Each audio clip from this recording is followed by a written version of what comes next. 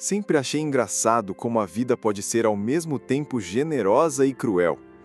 Generosa porque me deu tudo que um homem poderia desejar: dinheiro, poder, conforto. Cruel porque, no fundo, percebi tarde demais que esses mesmos presentes vinham embrulhados em solidão, desconfiança e medo constante de perder tudo. Meu nome é Henrique Vasconcelos, empresário, 49 anos, milionário, ou pelo menos era assim que as manchetes me chamavam. Meus negócios iam da construção civil à importação de tecnologia. Meu rosto já tinha estampado capas de revistas e minha presença em jantares beneficentes rendia fotos sorridentes, embora raramente o sorriso fosse verdadeiro.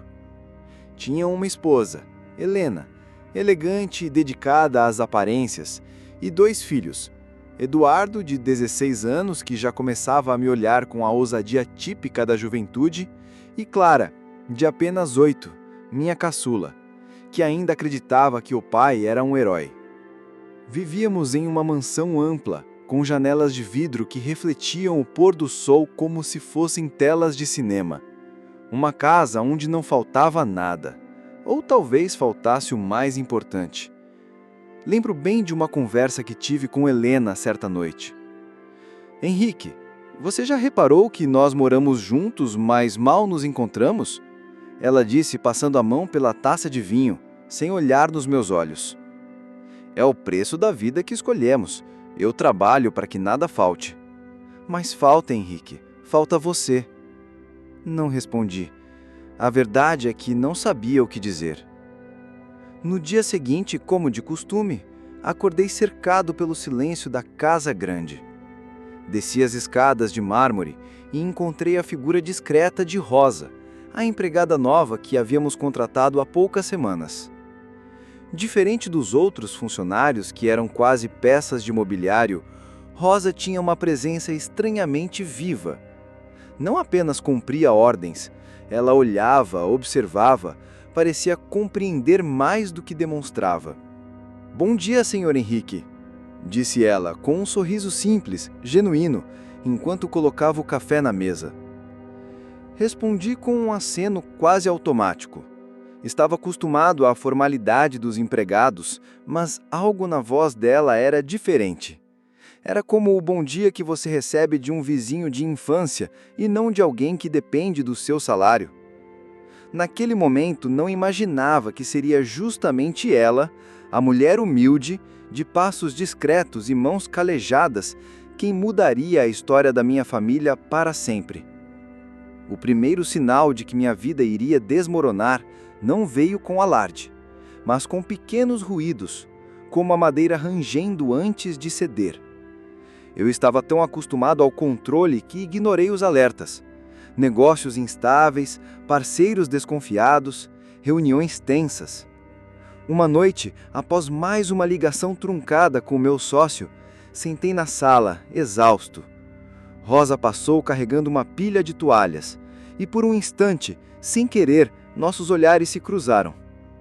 "O senhor parece cansado", disse ela, sem malícia, apenas com aquela franqueza que às vezes dói mais do que a mentira. Eu deveria ignorar, mas soltei um suspiro. Cansado é pouco, Rosa. Às vezes tenho a impressão de que o peso dessa casa, dessa fortuna toda, está me esmagando. Ela assentiu, silenciosa. Depois só completou. O peso do ouro também pode afundar um homem, se ele não souber nadar.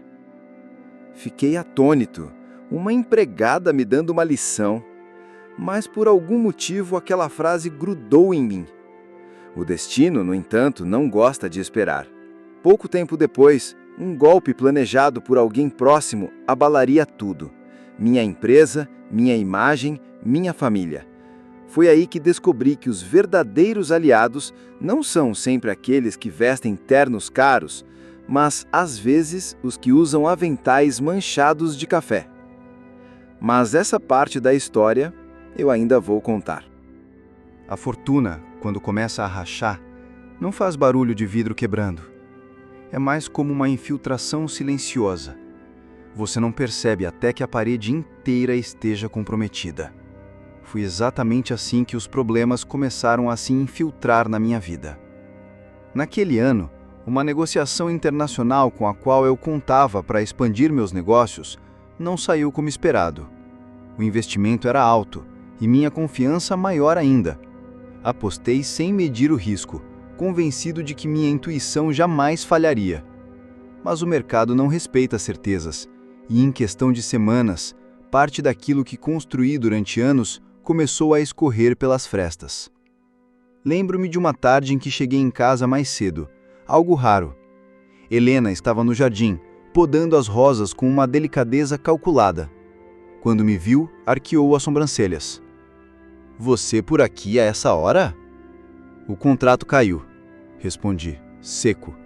"Perdemos milhões." Ela largou a tesoura, mas não correu para me abraçar. Apenas cruzou os braços e disse: "Você nunca ouve quando eu peço para ser mais cauteloso. Agora está aí." Naquele instante, percebi que não encontraria consolo nos olhos dela. E como se o destino tivesse prazer em testar minha resistência, o golpe seguinte veio de onde eu menos esperava. Um dos meus sócios, em quem eu confiava há mais de uma década, desviava valores há meses. Quando o escândalo estourou, meu nome foi arrastado junto. Foi nesse período que Rosa começou a aparecer mais na narrativa da minha vida. Ela não fazia perguntas indiscretas, mas parecia ter o dom de estar presente nos momentos em que o silêncio pesava mais. Uma manhã, ao perceber que eu mal havia tocado no café da manhã, comentou: "O senhor sabia que planta mal regada não morre de um dia para o outro? Ela vai secando devagar até que parece impossível recuperar." Olhei para ela intrigado. "Está querendo dizer o quê?" Ela sorriu de leve. "Que talvez o senhor também precise se regar, e não só as contas e contratos." Era absurdo ouvir aquilo de alguém que vivia com tão pouco, mas justamente por isso me atingia. Rosa falava com uma clareza que os executivos, com suas falas cheias de termos técnicos, jamais alcançariam. Enquanto meus negócios ruíam, em casa a atmosfera ficava cada vez mais tensa. Eduardo, meu filho adolescente, passou a questionar minhas decisões como se fosse um pequeno auditor. "Pai, se você é tão inteligente, como deixou isso acontecer?" Ele me perguntou uma noite no meio do jantar. O silêncio que seguiu foi sufocante. Helena apenas suspirou, e Clara, inocente, tentou mudar de assunto falando da apresentação de dança na escola. Mas o estrago estava feito. Eu, que sempre fui visto como um pilar de segurança, começava a desmoronar diante da própria família. E a verdade é que quanto mais eu tentava esconder a gravidade da situação, mais transparente ficava minha fragilidade. Foi então que algo inesperado aconteceu. Uma madrugada abafada, acordei com um barulho estranho vindo da cozinha. Desci, irritado, pensando que fosse algum funcionário descuidado. Ao chegar, encontrei Rosa, ajoelhada, rezando baixinho. "O que está fazendo aqui a essa hora?" perguntei meio ríspido. Ela levantou os olhos, serenos, e respondeu: "Pedindo a Deus para que o senhor tenha força." Aquela cena mexeu comigo mais do que qualquer reunião ou discurso de incentivo. Ninguém rezava por mim havia anos. Na manhã seguinte, pela primeira vez em muito tempo, tomei meu café inteiro. Ainda que nada tivesse mudado nos números da minha conta, algo dentro de mim começava a mover. Como se a infiltração pudesse ser contida, ao menos por um tempo. Eu não sabia, mas o pior ainda estava por vir. E seria nesse abismo que eu descobriria a verdadeira dimensão da gratidão. Espero que esteja gostando da história. Não se esqueça de curtir e se inscrever no canal. Ajuda muito. E fica aqui meu muito obrigado. Comente aqui de que cidade você está escutando essa história. Agora vamos voltar à casa de Henrique. Alguns acontecimentos são tão marcantes que a vida parece se dividir em duas partes: antes e depois. Para mim, esse marco veio numa noite abafada de verão, quando o silêncio da mansão foi rasgado pelo grito de Clara. Era pouco depois da meia-noite. Eu estava no escritório, tentando revisar relatórios que já não faziam sentido, quando ouvi o choro desesperado. Corri a escada acima e senti o cheiro de fumaça antes mesmo de alcançar o corredor. O quarto de Clara estava tomado por uma névoa cinzenta. "Clara!" gritei, forçando a porta que já estava quente demais. Helena surgiu atrás de mim, em pânico, e Eduardo, ainda sonolento, tentava entender o que acontecia. O fogo começava a se espalhar pelo andar, provavelmente causado por um curto-circuito antigo que o havia ignorado em meio às preocupações empresariais. Lembro-me do calor sufocante e da sensação de impotência. Eu, o milionário, dono de tantas propriedades com tantos recursos, não sabia como salvar a própria filha. E foi nesse momento que Rosa surgiu, como se tivesse sido chamada por um instinto invisível. De pés descalços e sem pensar duas vezes, ela correu direto para dentro do quarto tomado pela fumaça. "Rosa! Não!" Tentei impedir, mas era tarde. Alguns segundos depois, ela reapareceu carregando Clara nos braços, tossindo forte, mas com firmeza no olhar. Entregou minha filha nos meus braços e disse: "Leve-a para fora, rápido!" O fogo se espalhava com velocidade assustadora. As cortinas ardiam como tochas e o teto começava a estalar. Consegui sair com Clara, seguido por Helena e Eduardo. Mas quando me virei, percebi que Rosa havia voltado. "Ela ficou lá dentro!" gritei, desesperado. Helena me segurou pelo braço. "Henrique, é perigoso demais!" Mas como poderia deixar alguém para trás? Avancei de volta, com o coração disparado, e encontrei Rosa tentando apagar com um cobertor as chamas que se aproximavam do berço onde estavam os brinquedos de Clara. Um detalhe simples, mas revelador. Até naquela hora, ela pensava em proteger não só pessoas, mas tudo aquilo que tinha valor sentimental para nós. Agarrei seu braço e a puxei para fora quase à força. Quando finalmente atravessamos o portão, o ar frio da madrugada pareceu o maior presente do mundo. Os bombeiros chegaram minutos depois, mas a casa já estava parcialmente comprometida. Perdemos salas inteiras, móveis caríssimos, obras de arte importadas. No entanto, naquela noite, aprendi uma lição que jamais seria apagada. Nada disso importava.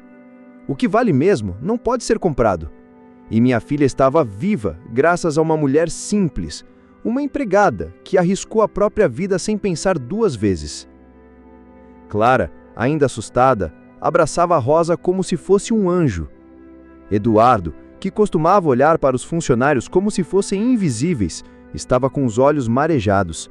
E Helena, embora sempre tão preocupada com aparências, não conseguiu esconder a emoção ao segurar as mãos de Rosa e repetir, quase em transe: "Você nos salvou! Você nos salvou!" Naquele instante, o peso da fortuna que me esmagava parecia se dissolver diante da gratidão. Percebi que todo o dinheiro que tinha acumulado não teria conseguido comprar a coragem que aquela mulher demonstrou. Mais tarde, enquanto a fumaça ainda pairava sobre o que restava da mansão, sentei ao lado de Rosa no jardim, ambos exaustos. Fiquei em silêncio por um tempo, até que consegui dizer: "Rosa, eu não tenho como agradecer." Ela balançou a cabeça, como se fosse óbvio. "Não precisa agradecer, Sr. Henrique. Uma vida vale mais do que qualquer coisa." Mas eu sabia que precisava sim. Precisava encontrar uma forma de retribuir, de mostrar que aquele gesto mudara tudo dentro de mim.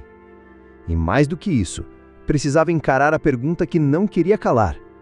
Como foi que precisei de uma tragédia para enxergar a humanidade tão próxima e, ao mesmo tempo, tão invisível?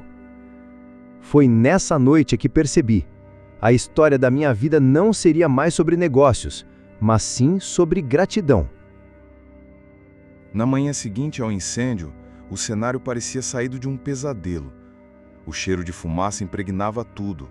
As paredes da mansão estavam negras e os móveis, que antes simbolizavam luxo e poder, eram apenas pedaços carbonizados espalhados pelo chão. Eu caminhava pelos corredores destruídos com uma sensação estranha, como se estivesse dentro de um museu da minha própria soberba. Cada quadro queimado, cada poltrona reduzida a cinzas, era um lembrete de que a fortuna não protege contra as chamas da vida. Helena chorava baixinho na sala parcialmente intacta, enquanto Eduardo tentava disfarçar o medo atrás de uma postura adulta demais para os seus 16 anos. Clara, ainda tossindo por causa da fumaça, não desgrudava de Rosa, que a carregava no colo como se fosse sua própria filha. Foi ali que compreendi, de forma dolorosa e libertadora, que aquela mulher simples havia se tornado o centro da nossa sobrevivência. Mais tarde, reunimos todos os funcionários no jardim. A maioria estava em choque, alguns preocupados com a possibilidade de perder o emprego. Fui honesto. Sei que muitos de vocês estão com medo, mas hoje quero que todos saibam que não estamos sozinhos. Estamos vivos, e isso já é muito mais do que o fogo poderia nos tirar. Olhei para Rosa, que baixou os olhos, envergonhada com os aplausos espontâneos dos colegas. Se hoje minha família ainda está de pé, é por causa da coragem dela, completei. Helena, que raramente se expunha, também se levantou. Nunca vou esquecer o que você fez, Rosa. Você salvou a nossa filha. Salvou a todos nós. Rosa apenas sorriu, sem se sentir confortável com tamanha atenção. Era como se o heroísmo fosse para ela algo natural, não um troféu a ser exibido. Nos dias que seguiram, tivemos que improvisar. Ficamos temporariamente hospedados em uma casa de praia da família, mas a rotina estava completamente alterada. Clara passou a ter pesadelos, Eduardo parecia mais calado que nunca e Helena vivia tensa, preocupada com o que diriam as pessoas sobre a família Vasconcelos perder a mansão para um incêndio. Eu, por outro lado, estava tomado por uma mistura de vergonha e gratidão. Vergonha de perceber que, apesar de toda a riqueza, não fui eu quem protegeu minha família naquela noite. E gratidão por saber que ainda havia bondade verdadeira no mundo, e que essa bondade não vinha de contratos assinados, mas sim de corações simples. Certa noite, quando todos já dormiam, encontrei Rosa sentada na varanda, olhando o mar. Não consegue dormir? Perguntei.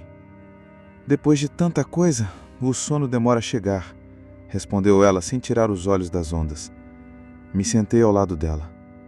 Ficamos em silêncio por alguns minutos, até que confessei. Rosa, durante anos eu acreditei que meu dinheiro podia comprar qualquer coisa.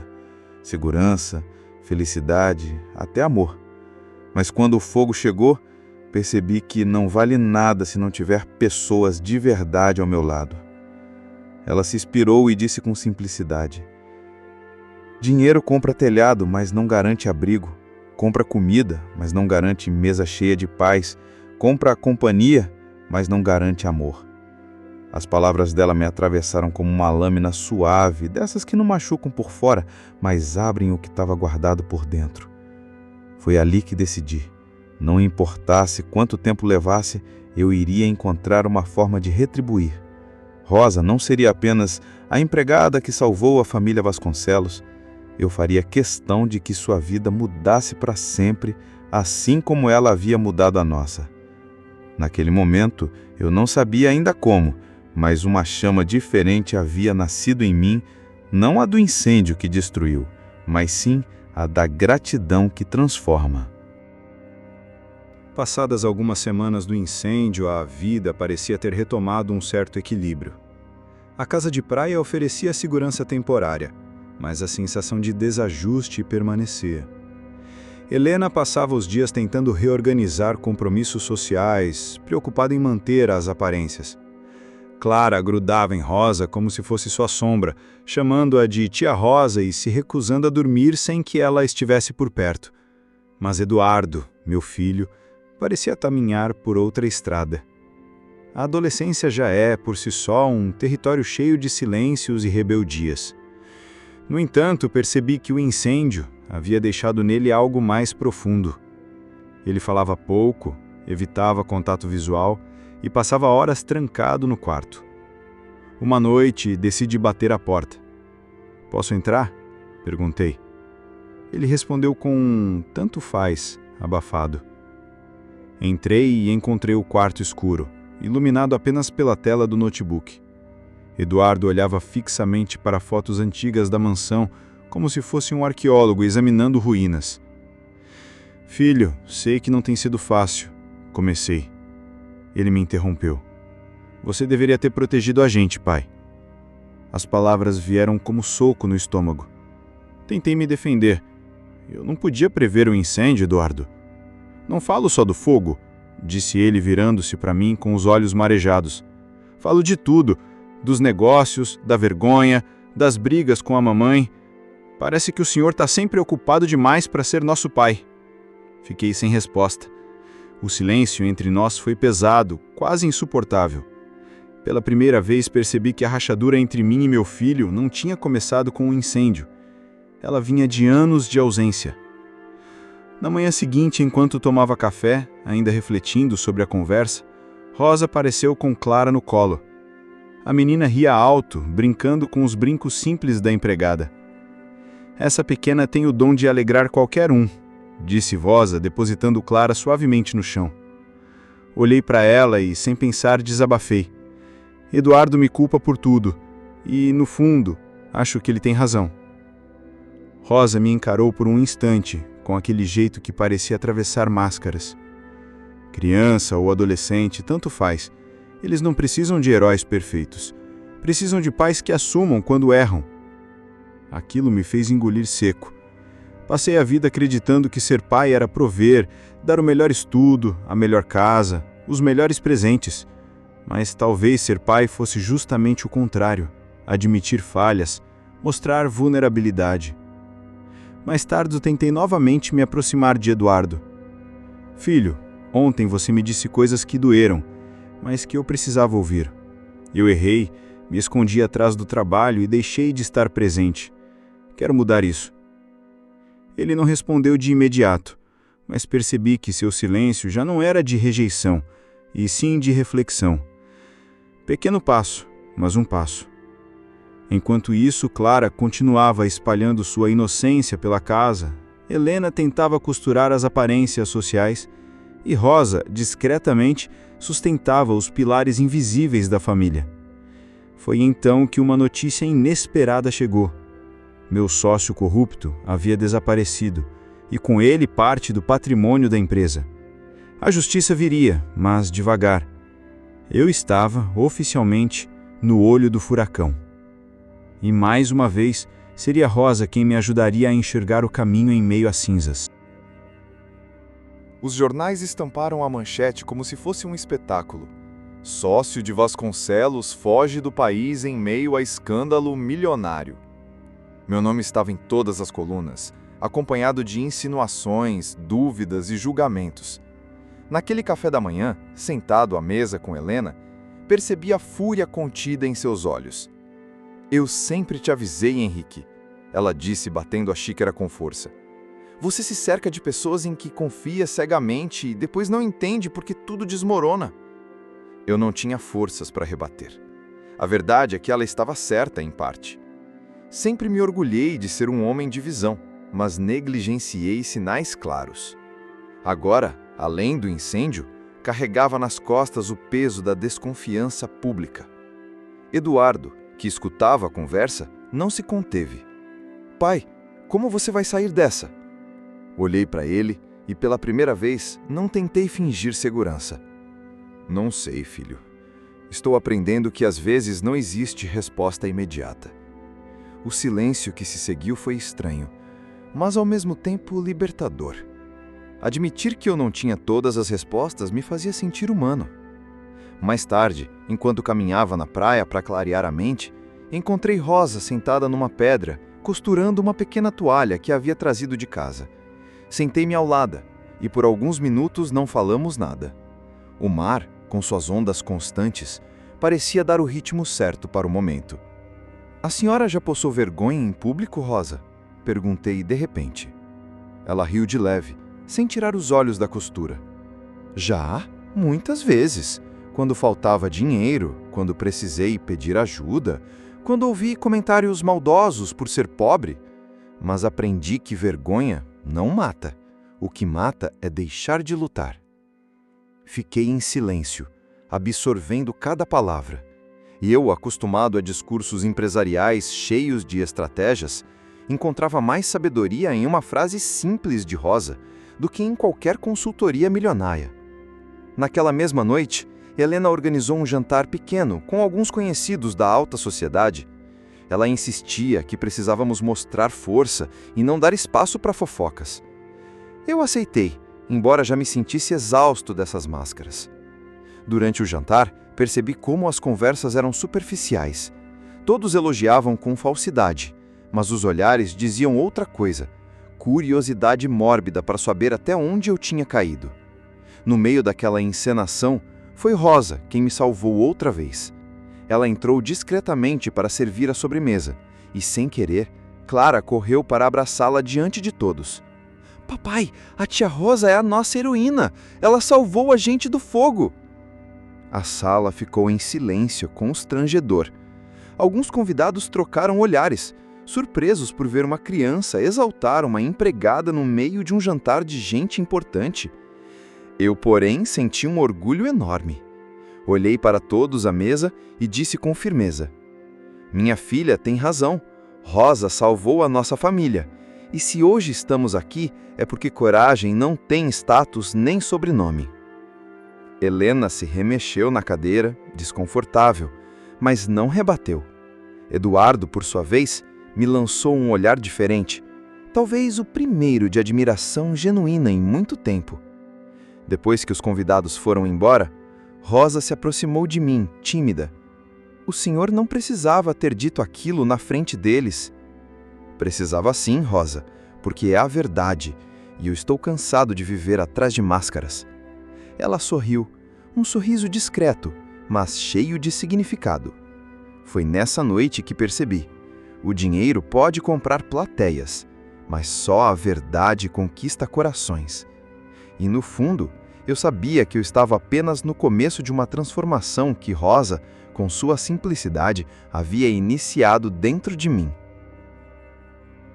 Os dias seguintes foram um teste de resistência. As empresas estavam em crise, minha reputação manchada e a sensação de fracasso me perseguia até nos sonhos. Eu, que durante anos fui visto como exemplo de sucesso, agora era alvo de piadas veladas e manchetes maldosas. Uma tarde, recebi a visita de um velho amigo de negócios, Álvaro.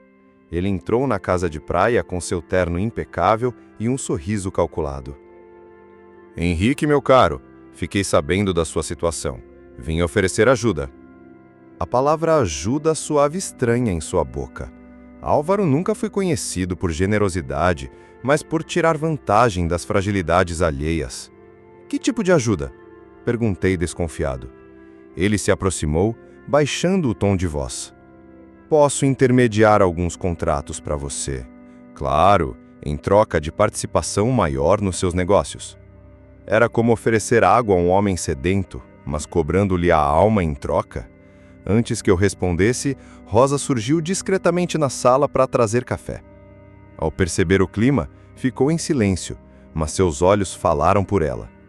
Depois que Álvaro foi embora, Rosa me encarou e disse sem rodeios: às vezes o diabo vem vestido de amigo. Fiquei paralisado.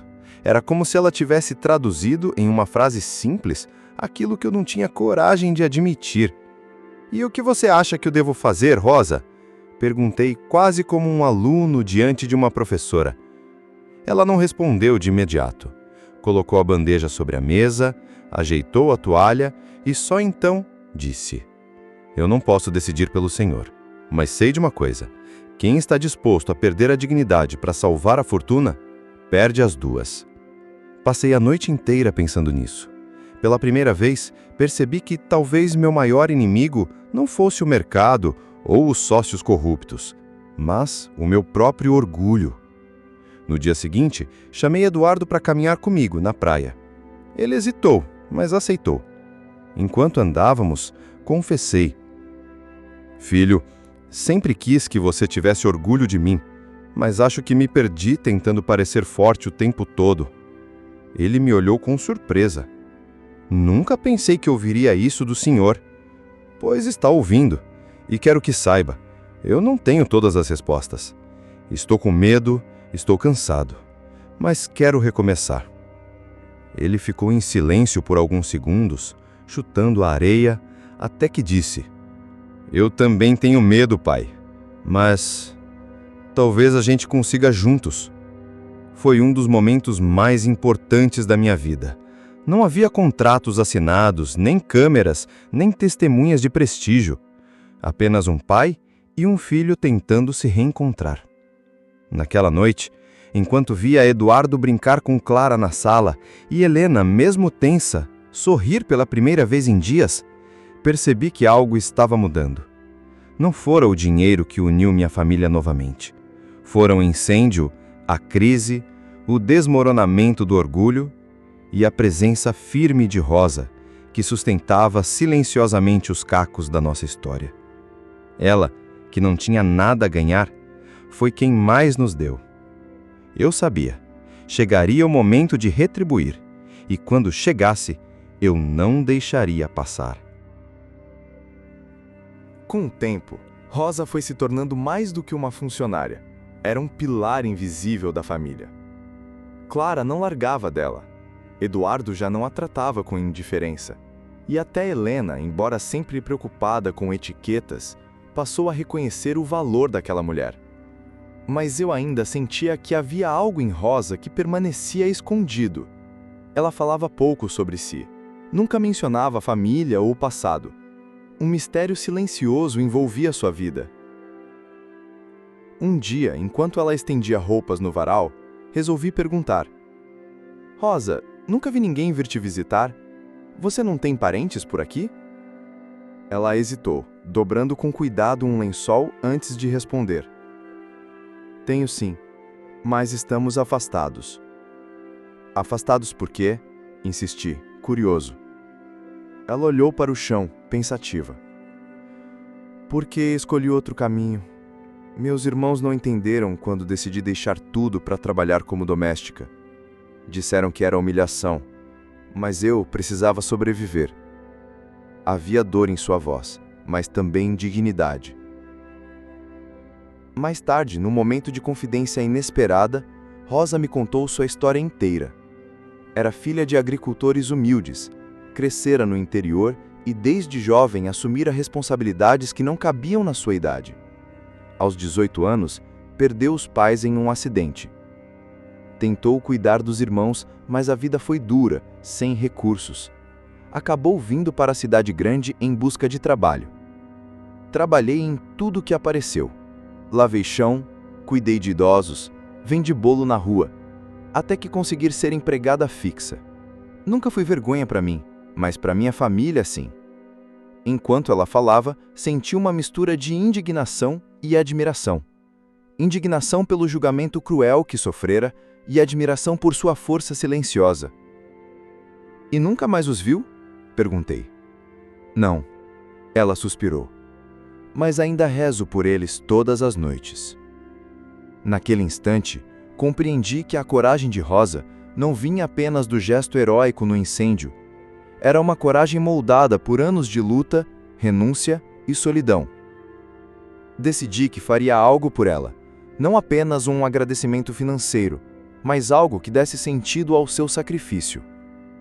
Foi então que uma ideia começou a germinar. E se eu usasse o pouco prestígio que me restava para ajudá-la a reencontrar sua família? Ou, quem sabe, para dar a ela uma nova oportunidade, longe da posição de empregada invisível? Essa ideia se fortaleceu ainda mais numa noite em que Clara, com sua inocência de criança, disse algo que me desarmou. Papai, a tia Rosa devia morar aqui para sempre. Ela é da nossa família. Helena, que ouviu a frase, ficou em silêncio, pensativa. Eduardo apenas sorriu de canto, como se concordassem em silêncio. Foi nesse momento que percebi que Rosa já era parte de nós. O que faltava era eu assumir isso de forma definitiva. E sem imaginar, essa decisão mudaria o rumo de todas as nossas vidas. Nos meses que se seguiram, comecei a colocar em prática o que havia decidido. Não apenas reconhecer o valor de Rosa, mas transformar sua vida de forma concreta. Queria que ela sentisse que sua coragem e dedicação não seriam esquecidas, e que, de alguma maneira, poderia recomeçar com dignidade. Primeiro, conversei com Rosa de forma clara, sem rodeios. Rosa, sei que não é apenas pelo dinheiro que você fez o que fez naquela noite, mas quero que aceite um presente que vá além do financeiro. Quero ajudá-la a reconstruir sua vida da forma que você desejar. Ela me olhou surpresa e eu percebi pela primeira vez a dimensão da emoção nos olhos dela. Henrique, não sei o que dizer, disse ela com a voz embargada. Diga apenas que aceita, respondi sorrindo. O resto é por minha conta. Com a ajuda de advogados e amigos de confiança, consegui localizar seus irmãos e mediar uma reconciliação. Rosa, hesitante no início, aceitou ver a família depois de anos afastada. Foi um encontro delicado, cheio de lágrimas e palavras contidas, mas também de perdão e compreensão. Enquanto isso, na nossa família, percebi que a coragem dela inspirava mudanças. Eduardo começou a se abrir mais, compartilhando medos e sonhos, enquanto Clara se tornava ainda mais confiante e carinhosa. Helena, com seu jeito reservado, aprendeu a reconhecer que verdadeiros gestos de valor não têm etiqueta nem custo, apenas coragem e honestidade. Uma tarde, enquanto conversávamos no jardim, Rosa comentou: "Sabe, Sr. Henrique, nunca imaginei que alguém com tanto dinheiro pudesse ser tão humano." "Humano?" perguntei, surpreso. "Sim, pois a verdadeira riqueza não está no que se tem, mas no que se faz pelos outros, e o Senhor fez." Essas palavras me atingiram profundamente. Tudo que eu achava ter aprendido em anos de negócios e poder não se comparava à lição que uma mulher simples me ensinava todos os dias. Decidi então formalizar minha gratidão de uma forma que não pudesse ser ignorada. Ofereci a Rosa a possibilidade de investir em algo próprio, um pequeno negócio que sempre quis abrir, garantindo autonomia e segurança. Ela aceitou com timidez, e pela primeira vez vi um brilho de orgulho em seu olhar, não por obrigação, mas por conquista. Mas a verdadeira transformação aconteceu dentro de mim. Eu, Henrique Vasconcelos, aprendi que gratidão não é apenas dizer obrigado, mas agir. Que reconhecer a coragem de alguém, especialmente em momentos de crise, é tão importante quanto qualquer ação empresarial. Certa noite, sentei-me ao lado de Rosa e disse: "Quero que saiba que nunca vou esquecer o que fez, não por obrigação, mas porque mudou minha vida, minha forma de ver o mundo, minha família, tudo." Ela sorriu simples, sem exageros. E eu nunca vou esquecer o que me ensinou: que coragem e humanidade valem mais do que ouro. Naquele momento, percebi que éramos parceiros, de uma forma que ia além do trabalho ou do laço empregador-empregado. Havia um respeito, uma conexão que se tornara parte da nossa história para sempre. Enquanto Clara dormia abraçada à Rosa e Eduardo me contava detalhes de um projeto escolar com entusiasmo renovado, Helena preparava o jantar com um sorriso tímido. Senti que finalmente estávamos reconstruindo não só uma vida material, mas principalmente uma vida de valores. O incêndio, a crise, a vergonha pública, tudo isso parecia pequeno diante da grandeza de um gesto verdadeiro. Rosa não havia apenas salvado minha filha, ela havia salvado toda a minha família e também uma parte esquecida de mim mesmo. E foi assim que entendi: gratidão verdadeira transforma vidas, aproxima pessoas, derruba o orgulho e constrói pontes que dinheiro algum poderia erguer. O tempo, quando tratado com cuidado, cura mais do que feridas. Ele transforma histórias inteiras. A mansão ainda estava em ruínas, mas minha família estava inteira. Clara ria novamente, Eduardo havia aprendido a falar sobre seus sentimentos sem medo, e Helena, mesmo com seu jeito rígido, começava a entender que vulnerabilidade não é fraqueza, mas força. Rosa havia iniciado seu próprio negócio, uma pequena confeitaria, charmosa e acolhedora, com receitas que ela carregava desde a infância. Cada bolo, cada pão doce era feito com dedicação e amor. E rapidamente conquistou clientes fiéis. Eu ajudava discretamente, sem me impor, apenas garantindo que nada faltasse para ela prosperar. Certa manhã, sentei-me com Rosa na varanda da confeitaria. Clara brincava no pátio e Eduardo ajudava com os pedidos, mostrando o lado responsável e carinhoso que o incêndio ajudou a despertar. "Sabe, Sr. Henrique", disse Rosa com aquele sorriso tímido, "quando cheguei aqui, jamais imaginei que minha vida pudesse mudar tanto. Mas não foi apenas por causa do que o senhor fez, foi também porque aprendi que a coragem e a bondade têm força real." Concordei silenciosamente. Rosa não só transformou minha família, como me ensinou a cada gesto que amor e gratidão são capazes de superar qualquer crise. Dias depois, Helena e eu organizamos uma celebração simples, apenas para a família e amigos próximos, nada de luxo exagerado. Desta vez, o que importava era a presença e a sinceridade de todos. Rosa foi nossa convidada de honra e, durante o brinde, pedi para que todos ficassem em silêncio. Hoje, não celebramos riqueza, contratos ou status. Comecei sentindo a respiração de cada um. Celebramos coragem, humanidade e a força de quem nos mostrou que gestos simples podem salvar vidas. Rosa, você não apenas salvou minha filha, mas mudou a história de todos nós. Obrigado. O silêncio se transformou em aplausos. Rosa corou, desviando o olhar, mas seus olhos brilhavam de emoção. Clara correu para abraçá-la, e Eduardo, sem dizer uma palavra, tocou seu ombro com respeito e admiração. Helena, com lágrimas contidas, segurou minha mão, reconhecendo que a verdadeira riqueza estava diante de nós, em forma de coragem, lealdade e amor. Naquela noite, antes de dormir, fiquei olhando para o teto do quarto improvisado na casa de praia. Pensei em tudo o que havíamos passado: a crise, o incêndio, a traição dos negócios, os momentos de silêncio e desconfiança, e percebi que cada desafio nos havia levado a descobrir o que realmente importa. Rosa, que agora não era mais apenas a empregada que salvou a família, mas parte essencial dela, dormia na sala, perto de Clara. Ela tinha conquistado algo maior que qualquer dinheiro: reconhecimento, dignidade e o respeito de todos ao seu redor. Eu, Henrique Vasconcelos, aprendi que a gratidão não é apenas uma palavra, é ação, é transformação, é coragem de reconhecer que ninguém faz tudo sozinho. Às vezes, quem menos esperamos é quem carrega o maior poder de mudar nossas vidas. E assim, entre risos, gestos de carinho e uma nova consciência sobre o valor do que realmente importa, minha família renasceu. Não porque reconstruímos uma casa ou recuperamos fortuna, mas porque compreendemos que a verdadeira riqueza está em reconhecer e valorizar os atos de bondade, coragem e amor.